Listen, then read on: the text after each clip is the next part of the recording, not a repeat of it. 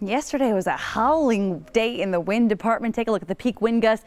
45-mile-an-hour wind in Port Washington, 60-mile-an-hour wind, Sheboygan, Kenosha, 63-mile-an-hour wind speed in Milwaukee at the airport. Our average wind speeds yesterday were about the average wing speed of a snowy owl. Today they've calmed down to a little bit more of the average wing speed of a butterfly, closer to 12 miles an hour. If you've been wondering, okay, well, yeah, it was pretty windy yesterday. How strong have been the strongest world fastest winds recorded? One of them was recorded in Australia on Barrow Island. That was 253-mile-an-hour wind speed from Hurricane Olivia back in 1996. A little closer to home, the winter storm back in 1934, Mount Washington in New Hampshire, 231 miles an hour. Of course, that was well above sea level. If you're wondering, a little closer to land and of course closer to sea level.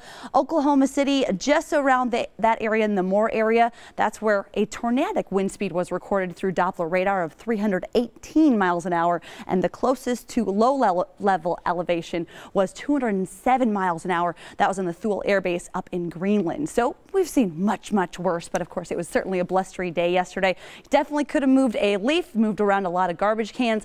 Also got very close to moving around people. It takes about an average of a 67-mile-an-hour wind gust to move a person laterally. Yeah, thankfully the winds have died down. Now for the snow tomorrow.